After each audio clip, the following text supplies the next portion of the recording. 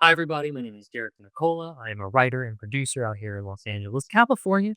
And today I want to talk to you a little bit about the misunderstood cliche or expression, write what you know. It gets tossed around a lot. Um, and a lot of amateur writers will take it literally. So if you're a waiter, you only write about waiting tables. Um, or if you're from Minnesota, you only write stories set in Minnesota. Uh, literally, the take on this is kind of limiting. And like our friend Mookie MC says, it's often an expression that we give to young writers, amateur writers, to make writing feel less intimidating, to kind of get the jump started.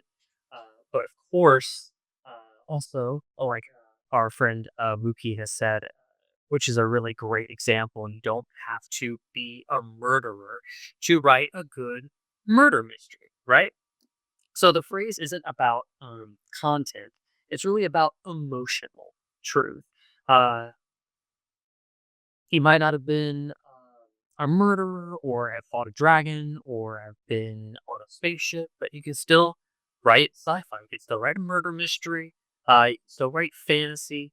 Um, but think about the things that you do know as a person, not just your location, not just your occupation, but the things that emotionally resonate with you. Jealousy, fear, love, grief, um, these common human emotions uh, that we have all been through.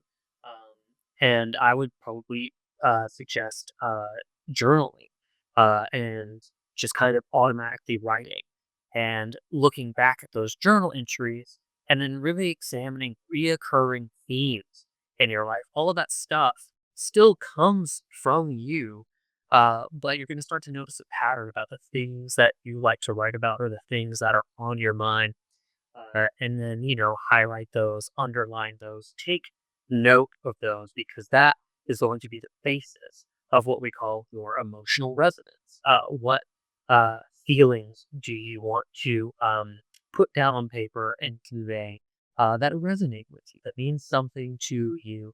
um, the idea is that you use something um, that is emotionally resonant to you to create the fiction, and feel grounded and relatable. So it's less of like a write your resume, and it's more about write your psychology. A new writer will hear the phrase and think, oh, I can't write a crime thriller. I don't know anything about detective work. I don't know what police use for call signs and codes or what procedure is. Um, but the truth is that Raymond Chandler wasn't a detective, and J.R.R. Tolkien never met a hobbit or an orc, and uh, right what we know is like a great starting place, your job, your culture, your city. I'll give you an example. I do wait tables, did wait tables, um, and I wanted to write something that uh, uh, I wanted to write something about that because I have so much experience in that venue. Um, understand the nuances and understand the hardships of like what it really takes to work in service and hospitality. But think about that, service and hospitality; those become themes of uh, of the seed of an idea, right? And then I would journal about what it was like to work in a hospitality industry, and that's kind of degrading and frustrating, and how I would get angry that people could come in, and because they thought that just because they were paying for a meal that they can be dehumanizing, uh, and uh, and that they could pay for subservience on a micro scale, essentially. And then what I ended up germinating was an idea about a Hunger Games battle royale kind of situation, TV show, where service industry people take horrible diners and put them through a series of obstacles in order to make them better diners, and then also kill them off one by one. So, was I ever a part of a Hunger Games or battle royale situation? No, but I did use my specific life choices, the nuance that I picked up on from working in the service industry, and like genuine frustration with terrible diners to kind of create this action comedy thriller. Understand?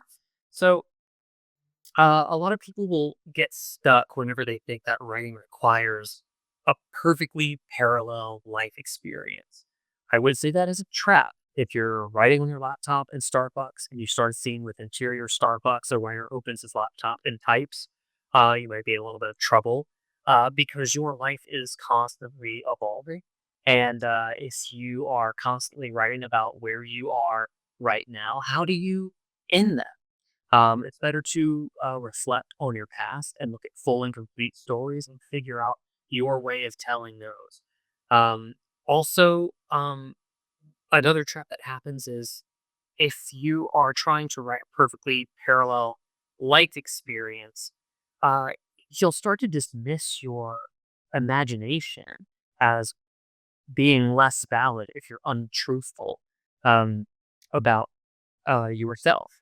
And writers are about expressing their truth through creativity. You take creative license all the time. Don't limit yourself to what actually happened, unless, of course, there are always exceptions. If you're trying to make something autobiographical, if something really, really did truly happen in your life, but it is high drama and what we're writing about, yeah, sure, there's always exceptions to the rule. But in a professional way, you mine both your personal history and your imagination simultaneously. Take something small and personal, and then blow it up into genre, right? Uh, okay, here's a good one. So a lot of aspiring writers want their work to be seen. What if you do all of this work and nobody ever reads a page of what you do? So that fear of like not being seen could be turned into an invisible man type story. See the parallel? So here's what I would say. When you're stuck, don't ask, do I know this world? Ask, what connects me to this situation? And if you're writing about like in our scenes, I wrote about a soldier and I had never been to war, but I did have a brother and I do know how I would feel if he died in war and what actions I would want to take, right? So that's what I used in that scene script, even unconsciously. I did it. Um, so in closing, here's what I'll say. Write what you know is not something that you want to cage yourself into. It is a compass. It is something that guides you. It's a touchstone that you can come back to whenever you're feeling stuck, that you can use for inspiration, and whenever you feel like your work is starting to separate from emotional truth, you can always go back to yourself and say, what would I do? What did I do? Who am I? What do I really want to write about? And how would I like people to feel at the end of my piece? Okay. That is my rant and rave about the expression write what you know. My name is Derek Nicola. I am a writer and producer out here in Los Angeles. Thanks for being a part of the I Should Be Writing community. If you have some insights into the expression, be sure to leave a comment. Also, be sure to like and subscribe to all the socials. And thanks so much for tuning in. Appreciate it.